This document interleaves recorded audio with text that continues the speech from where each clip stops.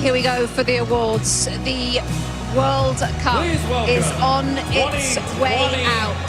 2010 FIFA World Cup winner with Spain, Sergio You've seen Ramos, members of the 2010 Spain World Cup winning team all around the stadium.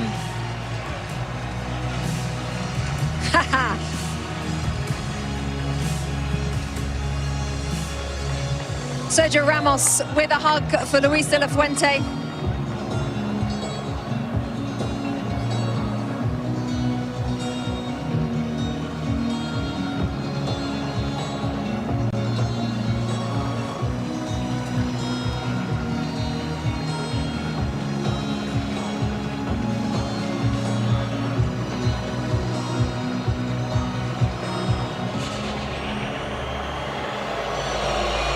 President of the United States on the field, alongside Gianni Infantino of FIFA.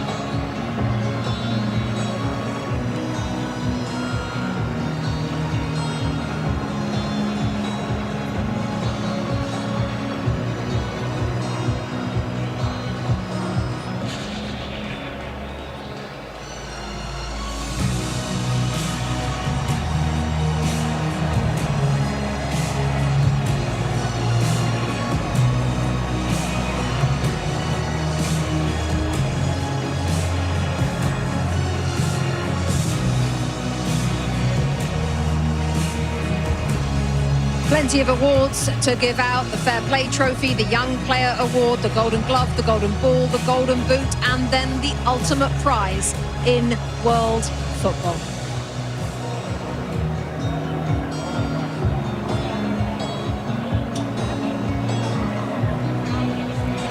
FIFA will now present commemorative medals to the match officials for today's FIFA World Cup 2026 final.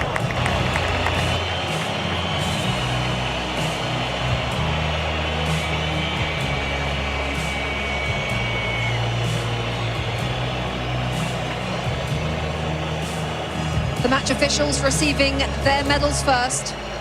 President of FIFA first in the line there, Gianni Infantino.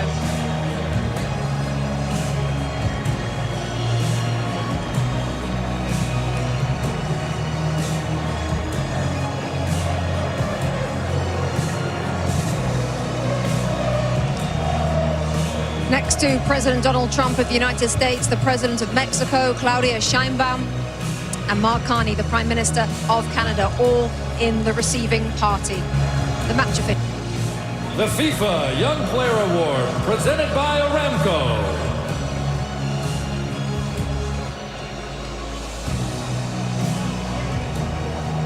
FIFA Young Player Award is up next. You have to be born on or after the 1st of January 2005. We're looking at Pau Kubasi, the centre-half Thierry Henry focused on before the game. It looks like he's going to receive the award. What a player we've got our hands on here. Well, it's been for a long time, and you have to give Xavi Hernandez a lot of credit also, because he trusted him right from the start. He trusted Lamine Yamal right from the start, and those guys are proven to be what he thought they were going to be. And this kid, well, this kid is a world champion, you know, but he's still a kid at the end of the day compared to my age. But you have to give him a lot of credit. He's so calm. He does about it the right way. He's getting a warm welcome, I guess, now to go and get his trophy. But I'm very happy for him. He deserves it. Zlatan in that position as well on the field at centre-half. 19 years of age. What can you say about this player? I mean, he's a world champion. What more is there to say? He had an amazing tournament. They had an amazing season also with Barcelona. They played the way they play in Barcelona. They played the way they play in Spain. the best defense in the tournament. Obviously, he's not alone, but he had a big impact. And today he was outstanding, and this is why he got the prize also. The best young talent in the tournament, not because of today, but because of the whole tournament. So congrats to him, great future. It also shows the faith that they have in these players, regardless of what age. If you're good enough, you're good enough. Doesn't matter how old you are, and if you've grown up in the system and you understand, they'll put you in. They'll start you in a World Cup. Unai Simon, Adidas Golden Glove winner, best goalkeeper at the tournament. He also has the most clean sheets. What a performance from him and from the players in front of him, Lex. I mean, sometimes goalkeepers don't get the attention that they deserve. Sometimes they say, oh, you're not facing enough shots, you're not saving the ones that you should save. The mental fortitude that it takes, especially when your team has a lot of possession, to be ready to make that save, and maybe it's the one or two saves. Don't for a second think that that is not quality and that is not important. So I'm glad that he is being recognized, and I think his players in front of him recognize that if and when they make a mistake, there is someone back there that's going to save them. Also interesting, Thierry, because there was a discussion before the World Cup about which one should start. The coach answered it straight away. He said Unai Simon will be first, and that's about it. He ended the debate straight away. How about this, Zlatan? Rodri, best player at the tournament, Adidas Golden Ball. Well deserved, well deserved. This is a player, we talked about the stars, they scored their goals, they got their assists, but this player here, I enjoy him every time he's on the pitch. He plays a fantastic game, he's a genius, he always takes the right decision. Today he changed him, but Thierry had a point there. When they went one guy up, they didn't needed him anymore on the pitch, because they didn't need the defensive player when he defends and to take those balls, because it was all about the attack. So well deserved. I enjoyed this guy. He's a Ballon d'Or winner also, and now he gets the best player in the World Cup. And that's my third example of don't give up. He had a rough season, did his cruciate. People thought he couldn't be the player he was going to be. He looked slow. City are not the same. He's not the same. And that's the answer. You lift the World Cup. In a tournament where we talked so much about the stars, and rightfully so, while he's a star, it's a different type of star. And so I'm glad that he's being recognized, because a lot of the stuff that he does sometimes can go unseen. But here we go. Lionel Messi. Alexi leading up Argentina as runners-up at this tournament. What can I say about him? Obviously, in this moment, he's a champion, and champions want to win, and they want to win everything. And he has won everything, so he'll be disappointed, but my goodness, I think we can very, very quickly turn it to how important he is, how iconic he is, and how amazing he is, regardless of what the score was today. And Zlatan, how lucky we are to have seen him play for the last 25 years. I mean, we have enjoyed him. We have enjoyed him during this World Cup. He has not, I know he's sad he didn't win the World Cup, but listen, he had an amazing World Cup. He kept this team alive. He did some amazing stuff. He had moments where he was human. He had moments where he was not a human. And I hope he can continue to play as much as possible so we can enjoy him even more. Will we see him in another World Cup? I don't know, you never know. But we have enjoyed him, and we're happy he plays the game, because we're going to be very sad when he stops playing. What we have learned, Thierry, is to never bet against him. No, it takes a team like Spain to be able to beat Argentina. And like I mentioned before, if they won today, they would have done something that I don't know if it would have been possible to do that, to win 4 major competitions in a row. They were very short and close, to do it. And look at what it means to him. If you ever have any doubt of it, this guy still have some fire in his belly. Look at him. Look at what it means. Look at this. Everyone is clapping, because you're looking at him, and this is what he means to him. He won already, well, everything. And look at the guy. Look at the passion, the desire, the love that he has for his country, and how much he puts into it. And you have to give a lot of credit also to Scaloni, because when he arrived in the national team, he didn't look like he was going to be that way. And they did it all together with their fans, they came short today, but thank you, Argentina, once again. And Leo, I don't know what to say anymore about this guy. You know, he came short. Yes, let's just listen to this.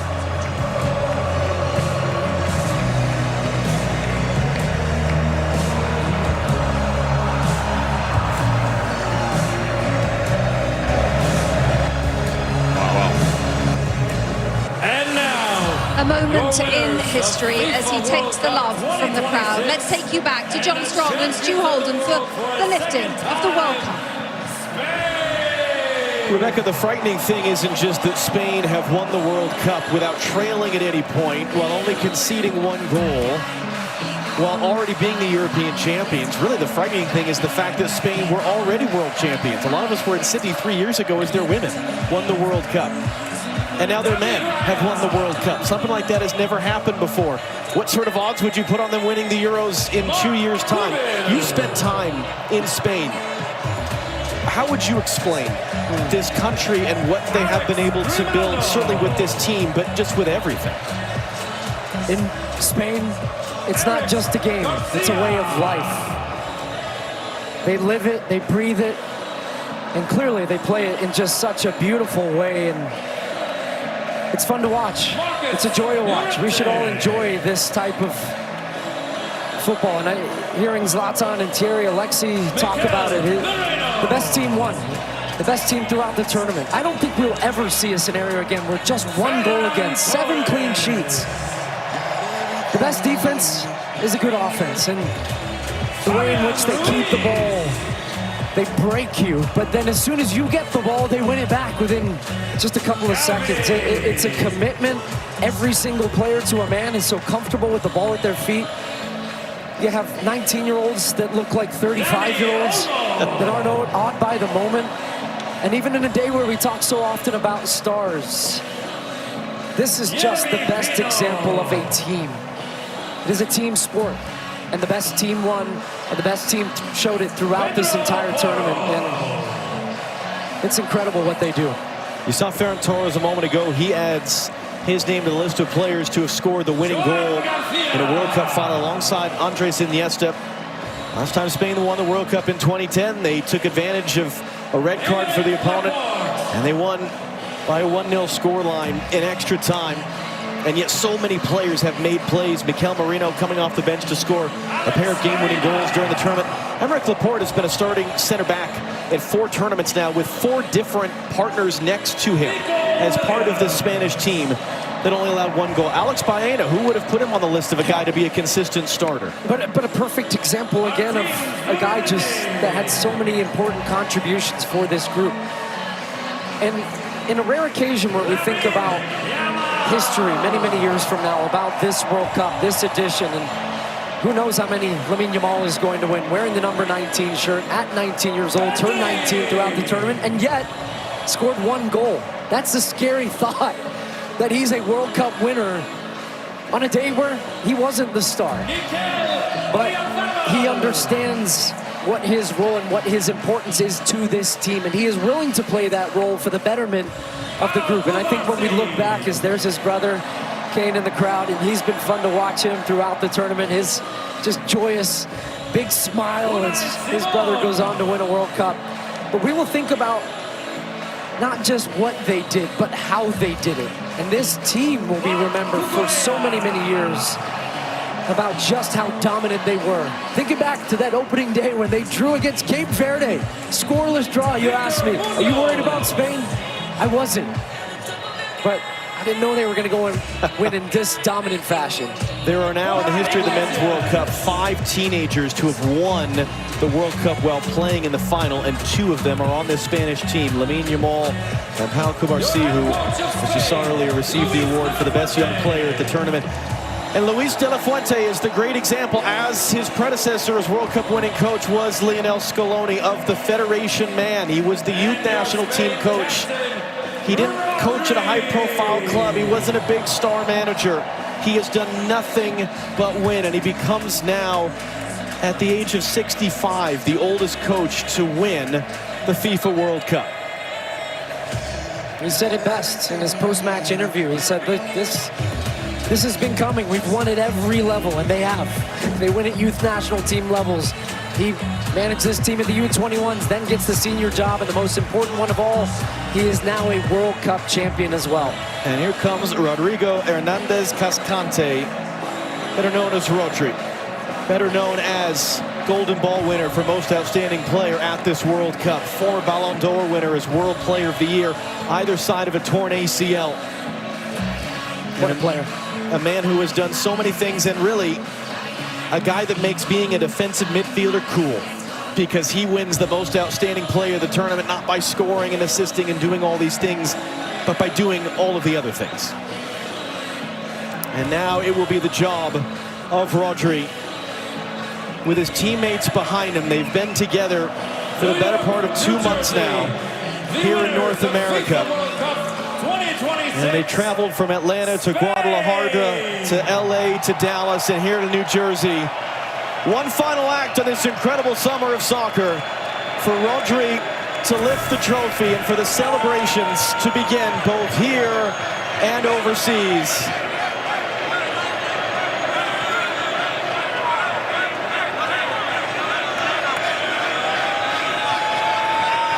And when Rodri's ready, here we go. Spain have won the World Cup.